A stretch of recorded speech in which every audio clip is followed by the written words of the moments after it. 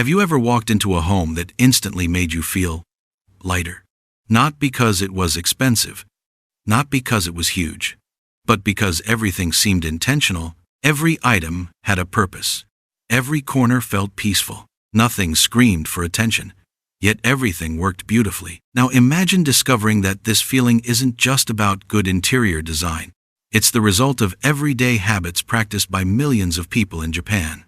There are certain things that many Japanese households deliberately avoid keeping, not because they're forbidden, but because they've learned that clutter isn't just something you see. It's something you feel.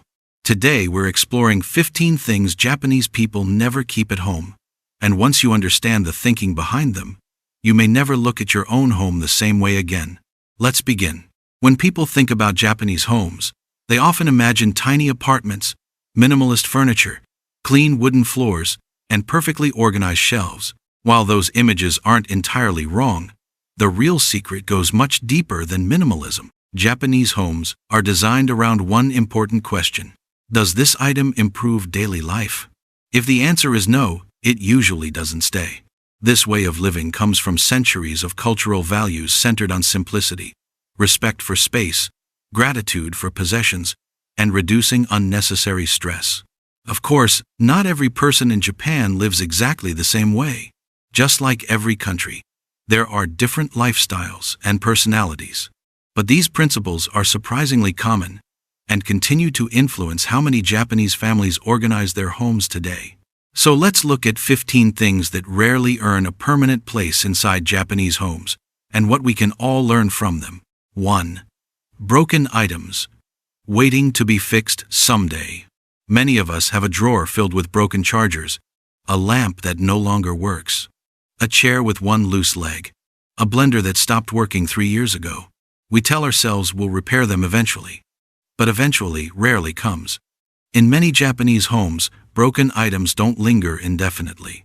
If something is valuable enough to repair, it's repaired promptly. If it isn't worth repairing, it's responsibly recycled or discarded.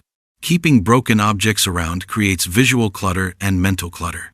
Every time you see them, they silently remind you of unfinished tasks. Over time, these small reminders create background stress. Japanese culture places great importance on maintaining belongings with care, but it also recognizes when something has reached the end of its useful life. Instead of filling storage spaces with maybe one day, they prefer making room for things that actively serve them. 2. Mountains of plastic shopping bags. In many countries, people have an entire cabinet overflowing with plastic grocery bags. They seem too useful to throw away, so they keep multiplying. Japan certainly uses shopping bags, but many households avoid accumulating huge collections. Reusable shopping bags have become increasingly common, especially after plastic bag charges were introduced nationwide.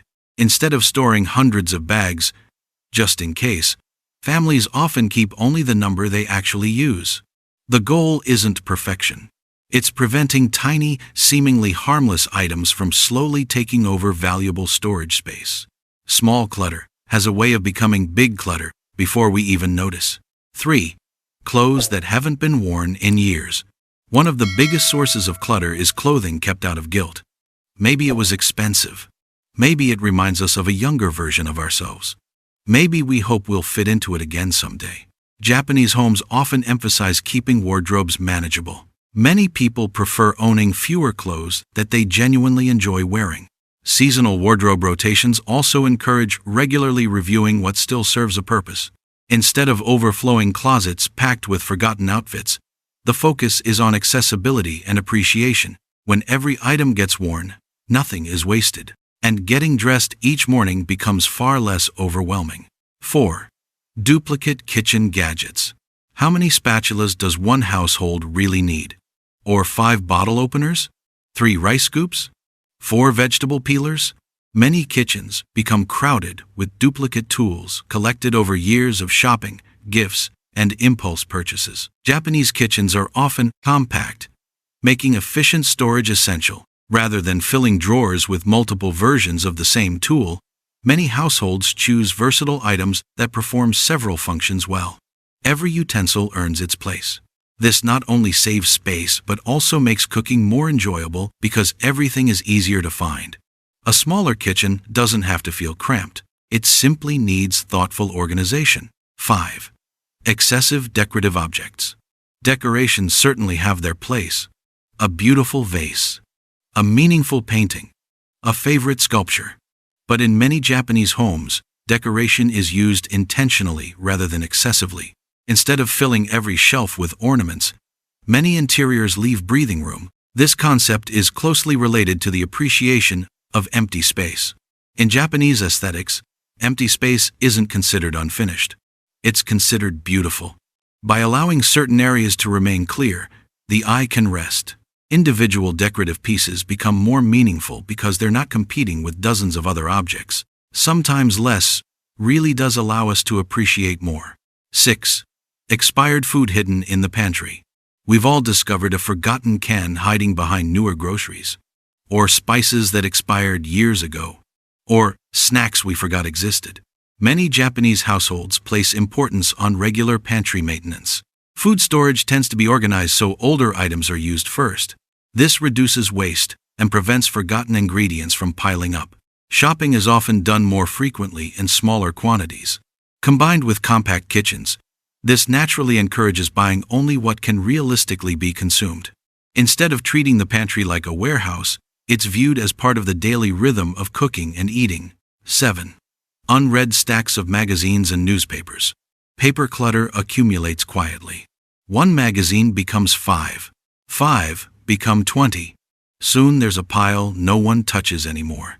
Many Japanese households recycle newspapers and magazines regularly, instead of allowing them to become permanent fixtures. Important information is kept. Everything else moves on. This habit prevents shelves, tables, and corners from slowly disappearing beneath paper. It also creates a cleaner visual environment that feels calmer the moment you walk into the room. 8. Unnecessary packaging. Luxury packaging can be beautiful. Gift boxes, decorative cartons, fancy wrapping. But once the product is being used, keeping the empty packaging often serves little purpose. Many Japanese households remove unnecessary boxes and packaging shortly after purchase. Items are transferred into storage containers or organized directly. This saves space while making cabinets easier to manage.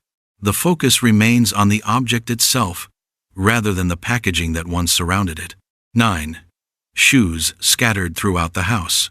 One feature that surprises many visitors is the Japanese entryway known as the genkan. This designated entrance creates a clear boundary between outdoors and indoors. Shoes stay there. They don't travel throughout the house. This simple practice keeps floors cleaner while creating a psychological transition between public life and private life. Stepping out of shoes becomes a small ritual of leaving the outside world behind. It's remarkable how one tiny habit can influence the atmosphere of an entire home. 10. Sentimental items without limits. Memories matter. Photographs matter. Family heirlooms matter. But even meaningful possessions can become overwhelming if every single one is kept forever. Many Japanese families carefully choose which sentimental objects truly deserve long-term space. Instead of storing dozens of similar souvenirs, they preserve the few that carry the deepest meaning. This doesn't diminish the memories. If anything, it strengthens them, because the objects that remain receive genuine attention rather than getting buried among hundreds of others. 11. Overflowing bathroom products. Open many bathroom cabinets around the world, and you'll find half-used shampoo bottles, expired skincare products, empty containers waiting to be reused, and cosmetics forgotten years ago. Japanese bathrooms tend to stay relatively streamlined. Products currently in use remain accessible. Unused or expired items are cleared out. This makes daily routines quicker and cleaning much easier. The bathroom becomes a functional space instead of a storage room. 12. Furniture that doesn't fit the room. Large furniture can make even spacious homes feel crowded. Because many Japanese homes have limited floor space, furniture is often chosen carefully according to actual needs. Pieces frequently serve multiple purposes. Some tables fold away. Some beds include storage. Some furniture can easily be moved depending on the activity taking place. Instead of forcing oversized furniture into small rooms, the room itself remains flexible. That flexibility creates a stronger feeling of openness. 13. Random, just-in-case purchases. We've all bought things simply because they were on sale. Maybe we'll need them one day. Maybe not. Over months and years, these purchases quietly fill closets and storage bins. Japanese households often encourage more intentional buying. Before bringing something home, people may ask themselves whether it has a clear purpose right now. Buying less often results in owning things that are appreciated more. Intentional purchasing reduces clutter before it even enters the house. 14. Unfinished hobby supplies. Many people start hobbies with enthusiasm. Painting, knitting, scrapbooking, fitness equipment. After the excitement fades, the supplies remain. In Japanese homes, hobbies are certainly encouraged, but unused materials are less likely to remain untouched forever. If a hobby is no longer meaningful, supplies may be donated, sold, or passed to someone who will actually use them. This keeps living spaces aligned with current lifestyles instead of past ambitions. 15. Things that no longer spark daily appreciation. Perhaps the biggest difference isn't any specific object. It's the mindset. Many Japanese homes regularly evaluate possessions, not from a place of strict minimalism, but from gratitude.